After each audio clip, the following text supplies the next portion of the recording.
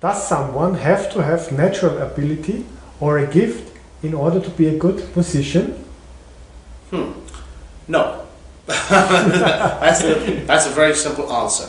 And I think that the problem here is what people observe as the talent, the gift, the natural ability, is the mechanics of the subject, how the person plays, where the true artistry, the true gift, if you want to call it, is in what that person has to say. That the communication. I mean, for example, why do we listen to Mozart? Yeah. You know, there were 200 contemporaries of Mozart who we don't listen to today. It's not because of Mozart's mechanical ability, because we can't hear him playing anymore.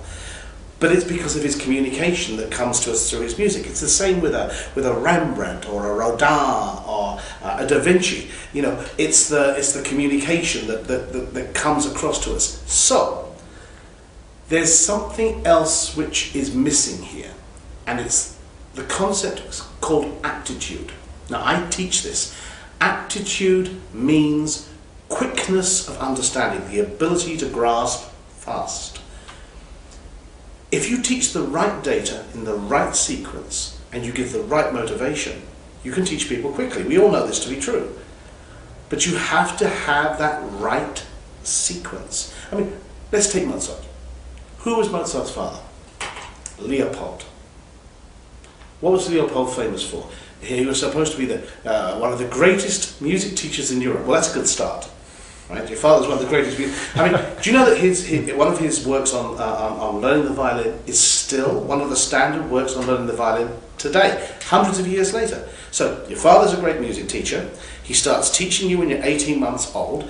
You're learning for 2 or 3 hours minimum every day, and by the time you're 5, you're writing symphonies. Now, if Mozart didn't have the love and the desire to create, then none of that would have made any difference. But we find the same thing being seen today with these child prodigies. You know, you watch some 5 or 6-year-old Korean boy or girl sitting down at a clavier and playing a concerto, and you say, "Ah, prodigy." But no one looks up there and says what they really see, which is, wow, look at that person's repetition. How many hours of practicing the right thing has that person done, so that they can put your attention not on the mechanics, but on the communication.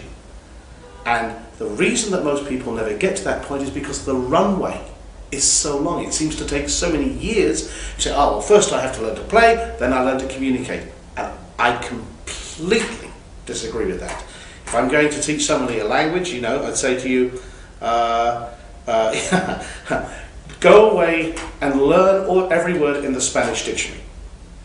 And once you've done that, I'll teach you to speak Spanish. It'll never happen.